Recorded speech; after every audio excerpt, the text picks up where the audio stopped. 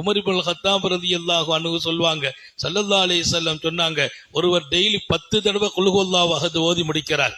10 தடவை குல் ஹுவல்லாஹு அஹத் ஓதிட்டாங்களா அவர்களுக்கு சொர்க்கத்தில் ஒரு மாளிகை எழுப்பப்படும் என்றார்கள்.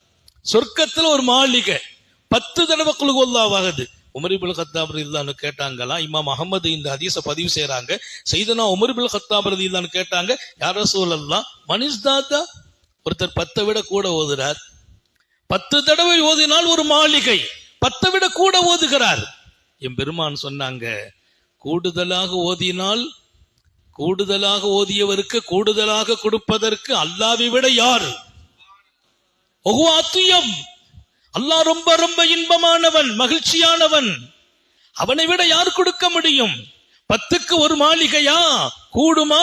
அடுத்த மாளிகை எழுப்புவான் அல்லாஹ். அவன் எழுப்புவதற்கும் கொடுப்பதற்கும் அவனை விட தயாளமானவர்கள் யார்? ரொம்ப விசேஷமான சூரா குர்ஆனின் முடிவு பகுதியில் குல் ஹுவல்லாஹு அஹதை அல்லாஹ் சூராவினுடைய கடைசியில கொண்டு வைக்கிறான். இப்ப நம்ம வாழ்க்கையில இதையெல்லாம் எடுக்கணும். எப்பவுமே குல் ஹுவல்லாஹு சூராவை பிரியப்படுறவங்களுக்கு அல்லாஹ்வுடைய ரசூல் சொன்னாங்க, ஒன்னு அந்த சூரா பிரியப்படுது மட்டும் இல்ல, அது ஹுப்புக்க யுதுகுலுக்கல் ஜன்னா, அதை பிரியப்படுகிறாயா, பிரியமே சொர்க்கத்துல கொண்டு உட்கார வச்சு. அத்தனை பெரிய அந்தஸ்து.